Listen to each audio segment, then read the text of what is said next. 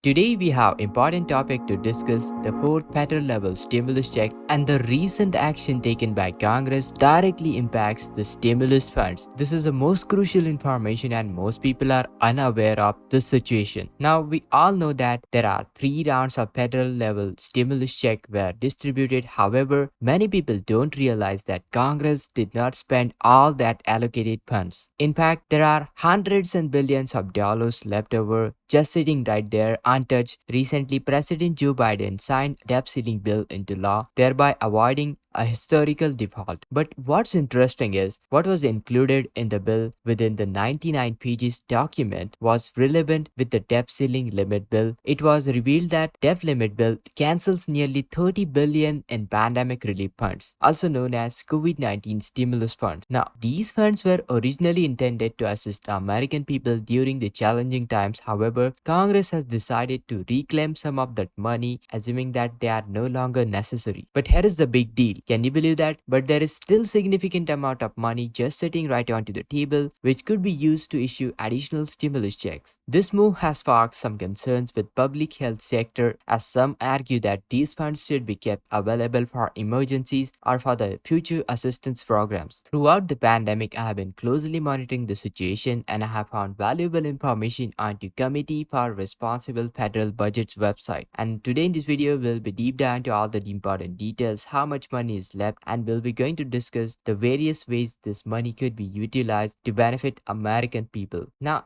think about it. How we could use these funds to increase social security benefits, enhance stimulus check, or implement a child tax credit, or support numerous other provisions that can directly help individuals, those who need it the most. These funds were initially designed to help for the purpose, but you know what? Now they are being taken back without any clear plan for their reallocation. At the same time, we are coping with the record high inflation, and some people argue that reclaiming these funds could help alleviate the debt issues. However, we should move on from the state of the pandemic, considering that emergency declaration is over. So does that mean should we take that money which has been already allocated and use it for its original purpose of assisting American people? Do let me know what you think about this idea. This is an intriguing situation because pandemic seems to be receding, but the economy is still struggling with the rising high inflation. The side effects of it is essential to evaluate the best course of actions, and let's deep dive into all the important details, all the latest news about withdrawal of these funds. Also, it's very important to understand how much money is still left onto the table. Now, it would be really awesome if you share this video with your friends, hit that like, and do hit that subscribe button for all the latest information, guys. And without further ado, let's jump right into all the important details. However, guys, before we start, stick around till then because I have some exciting news about new bills that could reform this entire social security program. So guys, without further ado, let's get right into it. Alright guys, now according to this article, public health advocacy groups are expressing concerns over provision in the debt ceiling deal that aims to retrieve approximately $27 billion in unspent pandemic relief money. And here is the thing, debt ceiling deal is trying to claw back about 27 billion unspent pandemic relief money. Now I'm sure you have heard about three rounds of stimulus checks that were distributed, but what you may not know is that there are leftover funds that have been not yet spent. In fact, there is a significant amount of money which is sitting right here onto the table, sitting untouched. Just a few days ago, President Joe Biden signed the debt ceiling deal into law, which avoided the historical default, but buried within the debt ceiling bill, there is a 99-page documentation which I have got tons and tons of different provisions. The debt limit bill cancels almost 30 billion in pandemic relief funds, COVID-19 funds, which were originally meant to help American people. Now government has decided to take back these funds. They believe that they are no longer needed for that purpose. I mean, there are billions and billions of dollars, roughly $28 billion unobligated funds from COVID-19 relief packages. Billions and billions of dollars that were set aside to help those in need, and now they are just being reclaimed without any clear plan for their reallocation. This decision has sparked concerns among public health advocacy groups. They They argue that these funds could be crucial for the future emergencies, for public health emergencies into the future. According to the White House Office of Management and Budget, they did not provide any specific how this money would be used after being reclaimed. The Congressional Budget Office has stated that majority of reductions will come from the Public Health or Social Services Emergency Fund, which was originally intended to support American people. Additionally, certain infrastructure and disaster relief programs will be also affected. Now, throughout the pandemic, Congress has allocated nearly $5 trillion to various different programs and agencies, including Department of Health and Human Services, Department of Veteran Affairs, Department of Transportation. However, Congress plans to take back more than $13 billion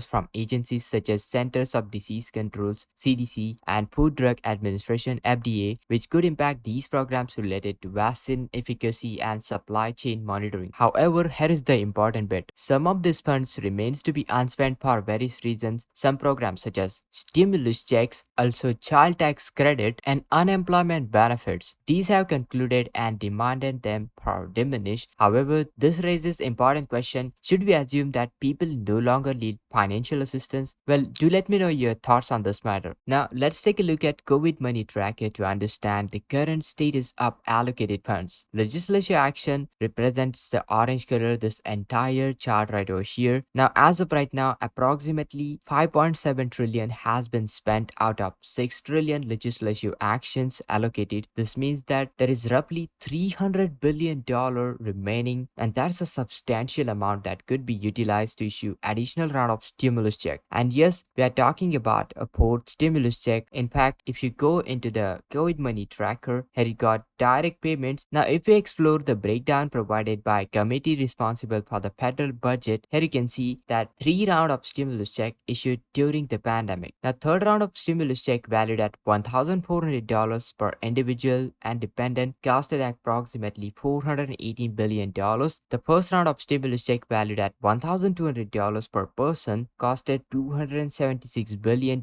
whereas the second round of stimulus check for $600 per person costed $165 billion.